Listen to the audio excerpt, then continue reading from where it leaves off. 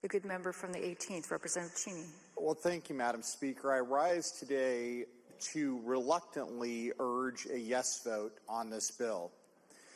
Madam Speaker, I called my elected sheriff in Clark County earlier this evening, and he told me a story under the current law and why it needs to get changed. You see, there was a potential kidnapping case earlier this week in Clark County, and they thought they had a description of the car, but they didn't have probable cause. No, they had reasonable suspicion, Madam Speaker.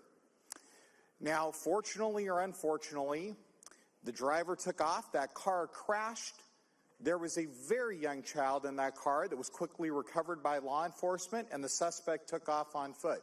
Madam Speaker, without this bill passing, they didn't have probable cause, but they could have reasonable suspicion to go after that driver.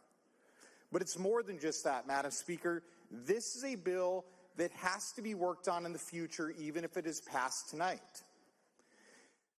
Vehicle thefts in this state, according to the Washington State Patrol, over the last year are up 88%.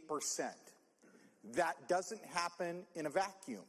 And yet, even under this bill, vehicle thefts cannot be chased. An officer can see a vehicle being stolen, see the criminal getting into that car and taking off, and even under this bill, they won't be able to chase, Madam Speaker. We heard from the sponsor of this legislation about other legislation related to drag racing, and when I asked, well, can you chase under drag racing if police pursuit passes? Well, it was silence. Why? Because drag racing also isn't addressed in this bill, Madam Speaker.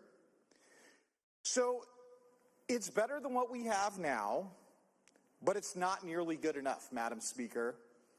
I would urge a yes vote, but I would also urge this body in the future to think through what this bill leaves out and hopefully come to that.